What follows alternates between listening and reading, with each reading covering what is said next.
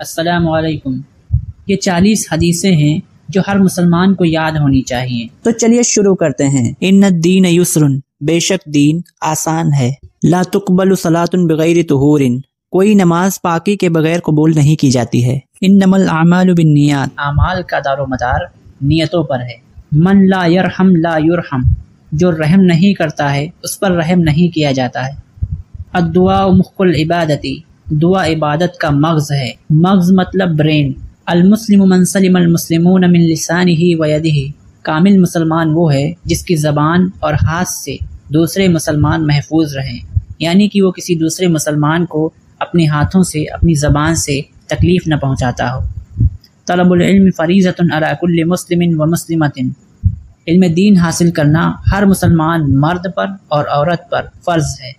خیرکم من تعلم القرآن وعلمہ، تم میں سے بہترین شخص وہ ہے جو قرآن کو سیکھے اور سکھائے۔ التائب من الذنب کمن لا ذنب لہ، گناہوں سے توبہ کرنے والا اس شخص کی طرح ہے جس نے گناہ کیا ہی نہیں ہے، یعنی کہ جو گناہ سے توبہ کر لیتا ہے وہ بالکل اس شخص کی طرح ہو جاتا ہے، اس آدمی کی طرح ہو جاتا ہے جس نے کبھی کوئی گناہ کیا ہی نہیں تھا۔ السلام قبل الکلام، پہلے سلام پھر کلام، یعنی کہ کسی سے ملنے کے وقت پہلے سلام کرو پھر بات کرو۔ لا يدخل الجنت نمام، چغل خور جنت میں نہیں جائے گا۔ الطہور شطر الایمان، پاکی آدھا ایمان ہے۔ ما اسفل من الکعبین من الازار ففی النار، ٹخنوں کے نیچے لنگی یا ازار کا جو حصہ ہوگا وہ آگ میں ہوگا۔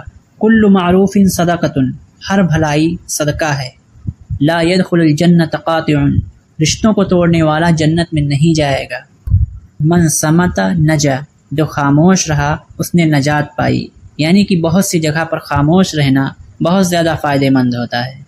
خیر الزاد التقوی، بہترین توشہ تقوی ہے، یعنی کہ زندگی میں سب سے بہترین چیز جس کو کہ اپنانا چاہیے وہ تقوی ہے، یعنی کہ ہر چیز سے بچنا، گناہوں سے بچنا، بری باتوں سے بچنا۔ الدین النصیحۃ، دین خیر خواہی کا نام ہے۔ خیر الحدیث کتاب اللہ، بہترین بات اللہ کا کلام ہے۔ خیر الحدی حدی محمد، بہترین سیرت محمد صلی اللہ علیہ وسلم کی طریقہ زندگی ہے، یعنی کہ اگر زندگی میں کسی کا طریقہ اپنانا ہے تو اس کے لیے حضور صلی اللہ علیہ وسلم کی زندگی سب سے بہتر ہے۔ شر الامور محدثاتها، اور بدترین چیزیں نئی بات داخل کرنا ہے، یعنی کہ دین کے اندر ایسی چیزیں پیدا کر دینا جو نبی صلی اللہ علیہ وسلم کے زمانے میں تھی ہی نہیں۔ وکل محدثۃ بدعۃ، اور ہر نئی بات بدعت ہے۔ وکل بدعۃ ضلالہ، اور ہر بدعت گمراہی ہے۔ وکل ضلالۃ فی النار، اور ہر گمراہی آگ میں لے جائے گی۔ الحیاء شعبۃ من الایمان، شرم و حیا ایمان کا جز ہے، یعنی جو بھی ایمان والا ہوگا، مومن ہوگا، اس کے اندر شرم و حیا لازمی ہوگی۔ کل مصور فی النار، ہر جاندار کی تصویر بنانے والا دوزخ میں جائے گا۔ سباب المسلم فسوق وقتالہ کفر، مسلمان کو گالی دینا گناہ ہے اور اس سے جنگ کرنا کفر ہے۔ الدنیا سجن المومن و جنت الکافر، دنیا مومن کے لیے قید خانہ ہے اور کافر کے لیے جنت ہے۔ لا يرد الدعاء بین الاذان والاقامت، اذان اور اقامت کے درمیان دعا رد نہیں کی جاتی، یعنی کہ اگر آپ کو کوئی دعا مانگنی ہے تو اذان اور اقامت کے بیچ کا جو ٹائم ہوتا ہے وہ سب سے بہتر ہوتا ہے۔ افش السلام بینکم، آپس میں سلام کا رواج ڈالو۔ افضل الذکر لا الہ الا اللہ، بہترین ذکر لا الہ الا اللہ ہے۔